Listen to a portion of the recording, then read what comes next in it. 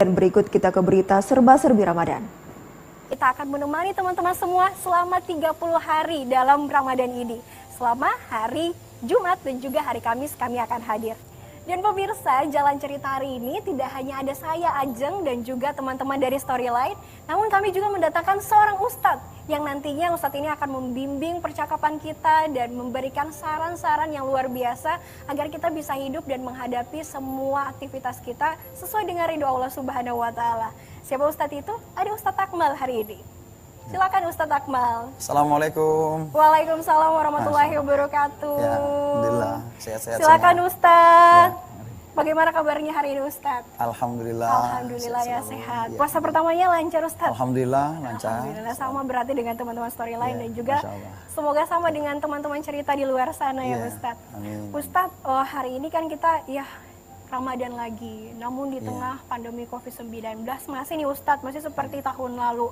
Dan untuk di tengah pandemi COVID-19 tentu ekonomi juga di luar sana sangat terasa bagaimana kesulitannya. Karena itu banyak orang di luar sana dituntut untuk tetap bekerja walaupun di tengah pandemi COVID-19. Tapi itu masalahnya kita hari ini Ustadz. Karena ada juga teman cerita yang akan datang sebentar untuk berbagi kisah dengan kita dan bukan hanya dia, tapi saya dan teman-teman di sini bahkan di luar sana mungkin juga merasakan kita di tengah bulan Ramadan, bulan yang suci, pahalanya dilipat gandakan oleh Allah Subhanahu wa Ta'ala, namun kita masih harus tetap bekerja. Dan akhirnya kita dihadapkan oleh pilihan bagaimana kita harus taat pada atasan atau taat pada pencipta kita. Bagaimana Ustadz? Betul. Jadi Bismillahirrahmanirrahim. Innamal usri yusra. Di antara kesulitan yang Allah berikan itu ada kemudahan di dalamnya. Insyaallah di balik ujian yang Allah berikan ini, virus corona ini adalah bagian daripada cobaan yang Allah berikan kepada kita. Sehingga bagaimana kita membawa diri ini untuk tidak kita merasakan bahwa kita kebal dengan segala sesuatunya. Tentu pada saat kita bertemu lagi dengan Ramadan, kita tentu ada dua pilihan di dalamnya. Sebagaimana tadi disampaikan oleh Ajeng, bahwa ketika kita mau melaksanakan tugas dari atasan, atau kita melaksanakan perintah Allah. Allah itu pun ketika memberikan kita sesuatu, ketika kita melakukan, la yukallifullahu nafsan illa wus'aha. Allah tidak pernah membebani kita, semampunya kita. Allah tidak pernah membuat kita berat di dalam konteks pekerjaan apapun yang harus kita lakukan. Bahkan walaupun hanya sekedar hatta tabasuka fi wajhika sadaqah. Meskipun hanya dengan senyuman yang keluar dari wajah kita, itu adalah bagian daripada nilai-nilai kebaikan itu sendiri. Baik, ternyata Allah tidak menekan kita ya Ustadz, yang bahkan Allah mengatakan ya udah semampu kita aja. Tapi Ustadz, kita kan sebagai hamba yang diciptakan oleh Allah Subhanahu wa Ta'ala, apalagi ini adalah bulan yang spesial, tidak setiap hari ada bulan seperti ini. Kita juga ingin memberikan sesuatu yang berbeda di bulan Ramadan. Bagaimana agar kita bisa memberikan ibadah yang lebih, bisa menghasilkan sesuatu yang lebih bermanfaat di tengah bulan Ramadan, walaupun kita juga dituntut untuk harus bekerja setiap hari Ustaz. Betul. Luar biasa. Ya memang di dalam bulan Ramadan ini kita kan namanya bulan Ramadan ini adalah bulan syahrul siyam, syahrul barakah, syahrul Ramadan, bulan yang penuh dengan keistimewaan yang kita nanti-nantikan. Dan tentu di antara kita bertemu dengan Ramadan ini adalah bagian daripada doa kita. Doa kita yang tahun kemarin, ya Allah panjangkan umurku untuk bertemu dengan bulan suci Ramadan. Alhamdulillah sampai saat ini kita bertemu lagi. Terus bagaimana konteks dengan adanya wabah ini? Kita tidak boleh serta-merta kita mungkin mengabaikan adanya COVID ini tanpa kita harus mentaati. Karena dalam aturan itu Allah sudah menjelaskan di dalam firman-Nya, atiullaha wa atiur rasul wa ulil amri minkum. Taatlah kalian kepada Allah, taatlah kalian kepada Rasulullah, dan taatlah kalian kepada umara, para pemimpin-pemimpin kalian. Jadi ketika kita taat kepada pemimpin umara, maka itu adalah bagian daripada perintah Allah itu sendiri. Karena wabah ini juga pernah ada pada zaman dahulu kala, pada zaman Khalifah Umar bin Khattab, namanya wabah taun. Wabah taun itu 10 kali lipat dibanding dengan corona. Kena pagi, meninggal malam. Kena malam, meninggal pagi. Itu bisa hilang dengan menjaga protokol-protokol kesehatan. Dan pada masa itu ada juga yang sahabat-sahabat yang pada saat Rasulullah akan masuk pada suatu tempat itu, mereka mengatakan, ya Rasulullah, jangan engkau masuk pada suatu tempat itu karena ada wabah di dalamnya. Ada lagi yang mengatakan, saya kebal dengan wabah ini, tidak apa-apa kita masuk. Akhirnya Rasulullah mengatakan, ketika kalian berada pada satu tempat yang terdapat virus di dalamnya, maka jangan coba-coba kalian lari atau berpaling daripadanya. Ketika kalian dari luar akan masuk ke suatu tempat itu, maka hendaknya kalian menahan diri untuk tidak masuk di dalamnya. Nah, sekarang kita no mudik gitu. Ada larangan jangan pulang dulu. Karena kita tidak tahu kita menularkan atau orang itu yang menularkan kepada kita. Iya benar Ustadz. Kayak sekarang saya memakai face shield ini, saya kan sebagai face shield saya adalah pelindung Mbak Ajeng. Begitu juga face shield Mbak Ajeng pelindung saya. Maskerku adalah pelindungmu, maskermu adalah pelindungku. Semua bagian daripada apa? Semua adalah makna daripada ikhtiar kita untuk menjaga diri.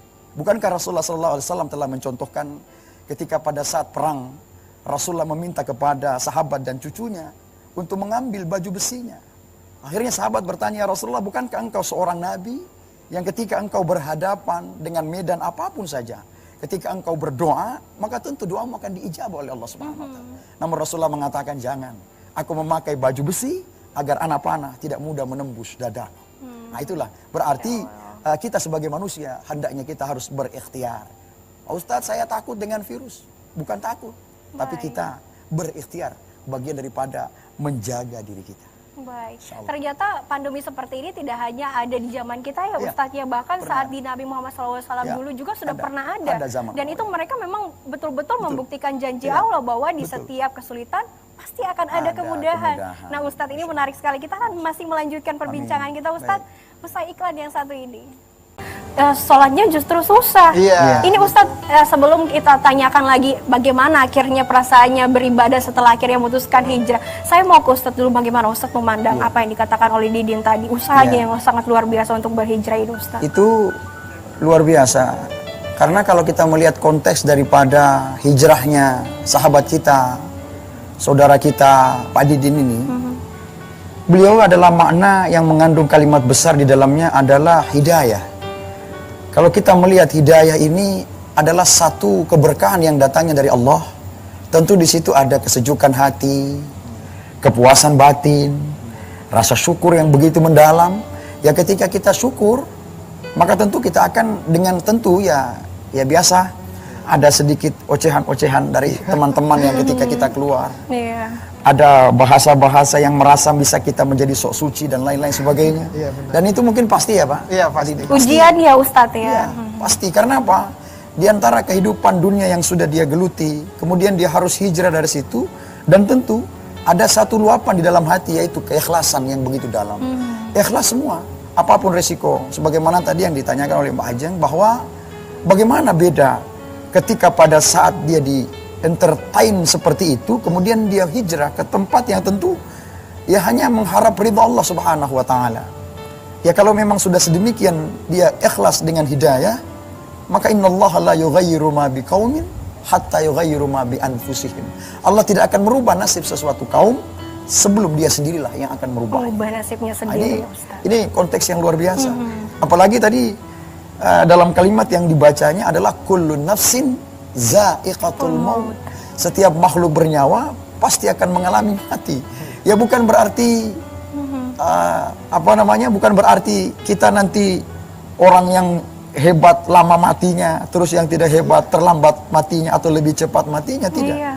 Kita kan pernah dengar ada lagu itu ya, orang kaya mati, orang miskin mati, raja-raja mati, rakyat biasa mati. Nah itu berarti sahabat kita Didin ini mengerti bahwa hidup ini adalah menunggu antrian untuk proses dalam peristiwa menghadapi maut kematian. Jadi Ustadz, kalau pendapat orang di luar sana yang mengatakan bahwa saya kan masih muda, mungkin matinya masih lama, berarti itu kurang tepat ya Ustadz? Nah itu dia, ya itulah. Bahwa kita matinya nanti tua, muda kita senang-senang dulu. Bagaimana itu Ustadz? Ya, banyak orang yang beranggapan bahwa matinya itu nanti sebentar, entar esok, kita umurnya masih panjang, kita masih muda.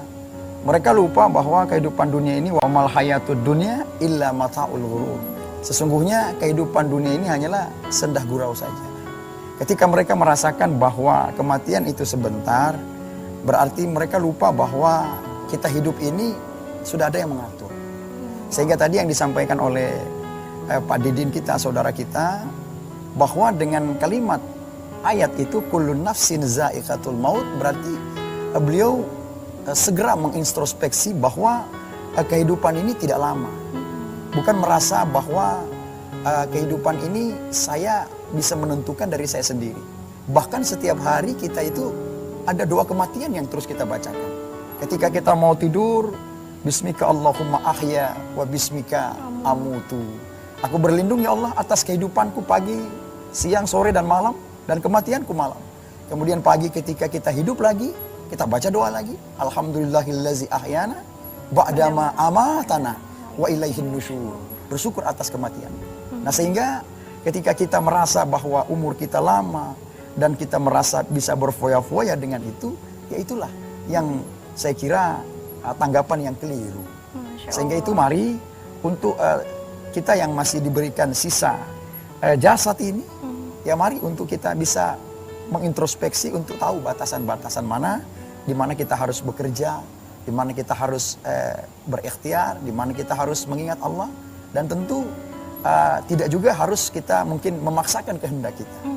Namun semua harus dengan kemampuan kita. Kemampuan ini adalah ketika kita sebagai konsep, ketika kita sebagai umat Islam, maka kita dalam masa tahapan-tahapan keislaman itu jangan setengah-setengah. Sehingga dijelaskan ya ayyuhallazina amanu udkhulu bisilmi kafah. Masuklah kalian ke dalam Islam itu secara kafah, secara menyeluruh, jangan setengah-setengah. Nah, sebagaimana tadi Pak Didi tadi sampaikan bahwa ketika dia terlalu asik dengan zona pada saat itu, kemudian dia merasakan hijrah ke sana. Berarti bukan berarti pada zonanya itu zona tidak baik atau yang bukan ke situ maknanya.